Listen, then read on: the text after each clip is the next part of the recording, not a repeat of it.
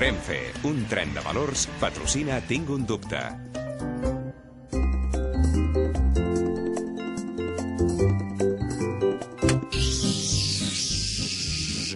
Ei, Clara, que sóc jo. No em diguis que t'has cregut que hi havia una mosca.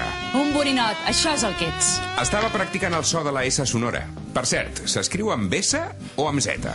Mira, a principi de paraula sempre hem de posar-hi una Z. Zona, zebra, zàping, ziga-zaga. Ah, sembla fàcil, no?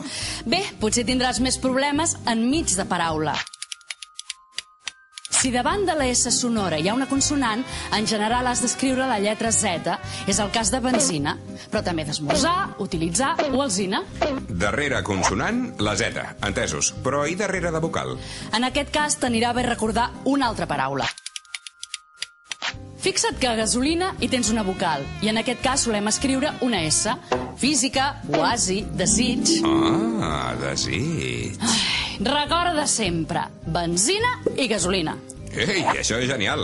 Però ara no em diguis que hi ha excepcions. Bé, sí que n'hi ha. Trànsit i enfonsar s'escriuen amb S, i en canvi, trapezi, amazona o magazín s'escriuen amb Z. Què? Ha tornat el borinot? Ei, que ara no sóc jo. Ostres! Al començament de paraula escrivim sempre Z, zona. Al mig de paraula escrivim Z darrere de consonant, benzina. I S darrere de vocal, gasolina.